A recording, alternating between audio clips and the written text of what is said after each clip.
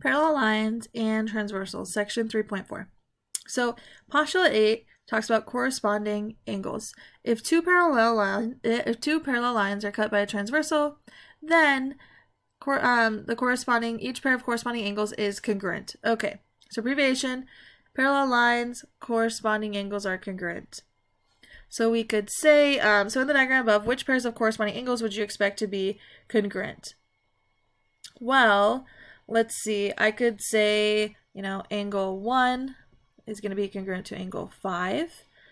Angle 2 is congruent to angle 6, because we just have to list out the corresponding angles. Angle 7 is going to be congruent to angle 3, and angle 4 is going to be congruent to angle 8.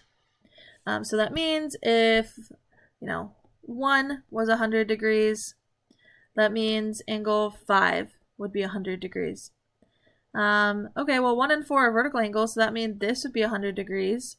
And wait, the corresponding 8 would be 100 degrees as well. And in order to figure out what angle 2 would be, I know that this would be a straight angle, which would be 180. So notice that all the ones I listed out as a single line, those are all congruent. This would be 80 degrees, but wait, its corresponding angle would also be congruent, and that would be 80 degrees. But wait, 2 and 3 are vertical angles, so this would be 80 degrees. And wait, corresponding, that would be 80 degrees as well. So look at this relationship.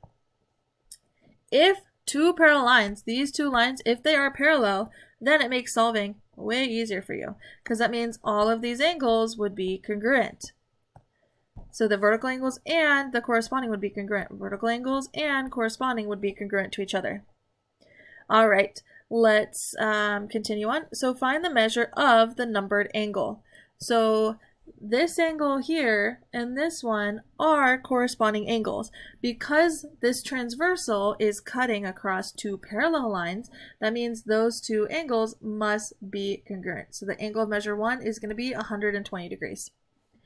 All right, so this angle is a corresponding to angle 2, therefore they must be congruent. All right, the alternate interior angle theorem. If two parallel lines are cut by a transversal, then each pair of alternate interior angles is congruent. So abbreviation is parallel lines means alternate interior angles are congruent. So if in the diagram above, which pairs of alternate interior angles would you expect to be congruent? Okay, alternate interior angles, that means angle 3 is congruent to angle 6, and angle 4 is congruent to angle 5. So I could say angle 3 and angle 6, and then angle 4 is congruent to angle 5. So notice I'm using different lines. One line, all the ones with one line are congruent, all the angles with two lines are congruent.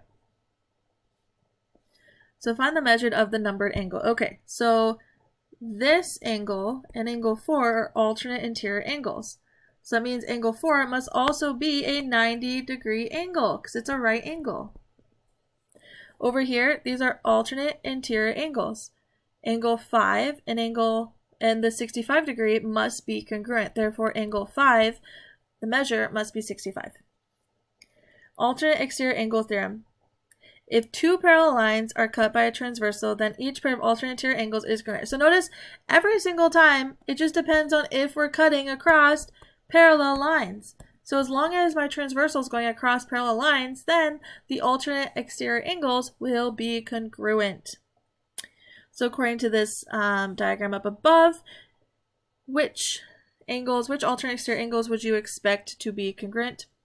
Say angle 1 must be congruent to angle 8, and angle 2 must be congruent to angle 7 because they're alternate exterior angles. All right, we gotta make sure this is true. So I have two parallel lines and I'm being cut across a transversal. Therefore, these alternate exterior angles must be congruent. So I'm looking for the lines every time. Are these parallel? They are.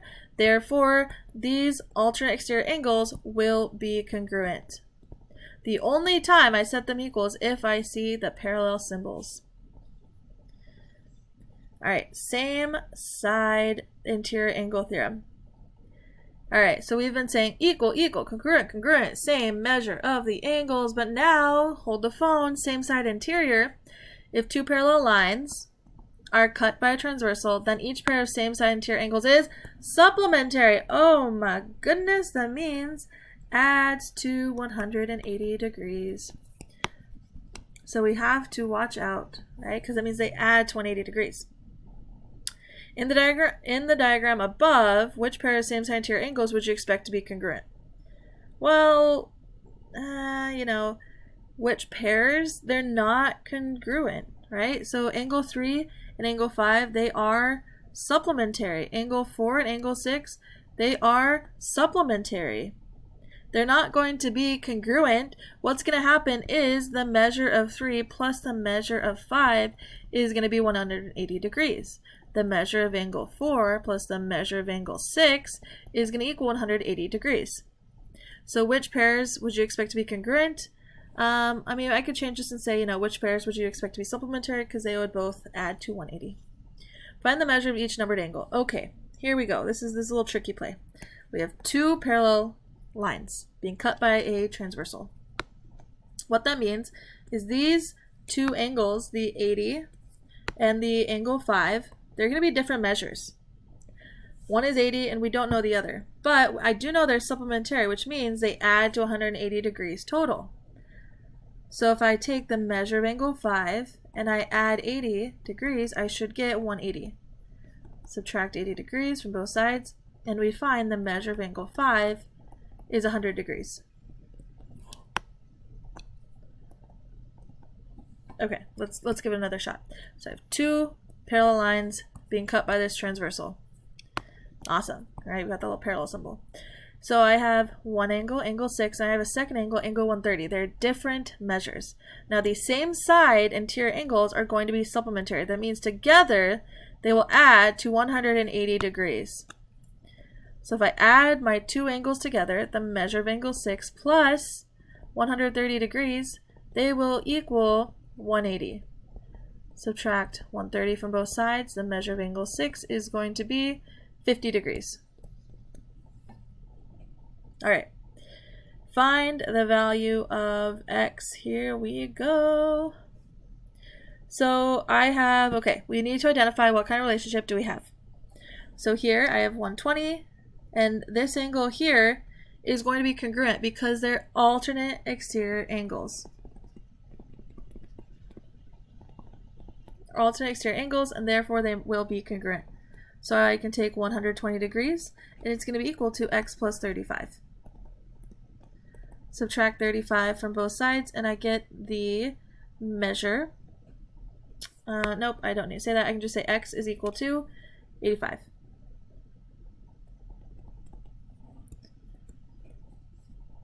Okay, identify the relationship. Sorry, forgot to say, check it out. I looked at the two parallel lines being cut by transversal.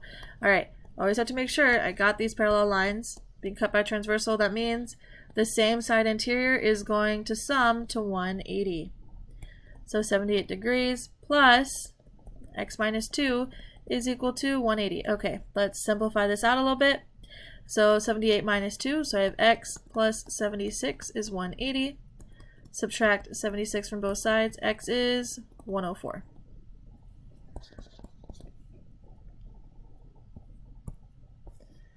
All right, okay, so x equals, we don't know. So I have this angle and I have this angle. How are they related? Okay, so I have two parallel lines being cut by a transversal. So if I drew it this way, I'm looking at this angle and this one. Well, shoot, right? They don't exactly have a relationship, but we do know that, okay, if this is a 90 degree, I do know that this angle and this angle would have to be congruent. And then from a previous section, we know that if two lines intersect at a 90 degree angle, then they're perpendicular and they will all have 90 degree angles.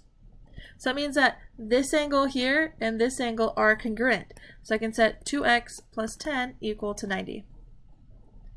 Subtract 10, 2x is equal to 80, divide by 2, x is equal to 40. All right, we are almost done. Almost, kind of. All right, 2 more pages. So algebra review, evaluating squares and square roots. Evaluate the expression. So 5 squared is going to be 5 times 5, so that's just going to be 25. Negative 3 squared, this is going to be negative 9. And the reason is because you're literally taking negative of 3 times 3. Notice the parentheses, we have a negative outside the parentheses. So you have to do the 3 squared before you multiply by negative. The parentheses are missing here. I don't know why. So this is negative 6 times negative 6, so that's a positive 36. So where the square is located greatly affects the answer, right? Where the parentheses are located greatly affects the answer. So the square and square root is going to cancel out, and this is just 7. Square root of 81. What times itself is 81? Okay, 9 times 9 is 81, so the square root is going to be 9. Same way, what times itself is 64? It's going to be 8. Okay, so if I'm going to go step by step. So you can't just cancel the square and square root out because you can't take square root of a negative number. So I square negative 9 first, so I have root 81, and then that root is 9. This guy, since I have a positive, I'm okay to cancel out. Alright, here's the trick. We are taking negative 11 squared and subtracting 12 squared. So this is 121 minus 144, so that's negative 23. And then here I have negative 2 squared, so that's negative of 2 squared, which is 4, so negative 4, plus 7 is going to be a positive 3. Alright, use the diagram below to tell whether the angles are congruent or not congruent. Explain. So angles 1 and 8. So, okay, we have 2 parallel lines being crossed. So that means, okay, all the corresponding angles are congruent, etc., etc., etc. So we want angles 1 and angle 8. Angle 1 and angle 8. Yes, they are going to be congruent because they are alternate exterior angles. I'll write that out.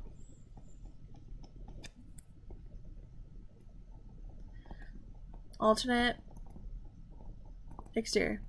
Angle 3 and 4.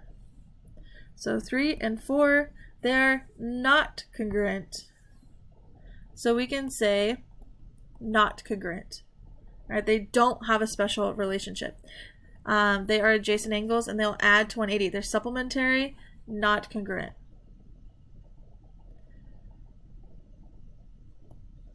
Together, they will add to 180 degrees. So we know they're not congruent because we could go through and we could solve all of this, right? Technically, if this is 120, I know that the corresponding, this is a 120, which means the vertical angle, this is 120, and then the corresponding to that is 120. Let me get rid of the, okay. So I go through. This is another way since I actually have a value. Okay, so that means that this has to be 60 because together they add to 180. So that's 60, that's 60, and that's 60. So all the ones that are congruent are here. Either in green are all congruent to each other, and the ones in blue are all congruent to one another. Alright, just made it kind of hard to see, so you have to look at your diagram. 4 and 2. So 4 and 2 are also right next to each other. Once again, they are not congruent. They are supplementary. They will add to 180. 2 and 7. Okay, they're both highlighted in blue. They are alternate exterior. Those are congruent because they're alternate exterior. 3 and 7. Okay, erase this. Let's look. So I said 2 and 7 are alternate exterior. We want angles 3 and 7. Those are going to be congruent because they are corresponding.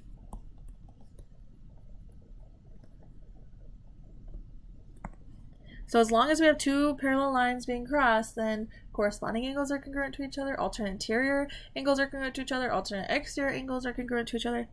Alright, and 3 and 8. 3 and 8. These are not congruent to each other. Not congruent. All right, and then that is it.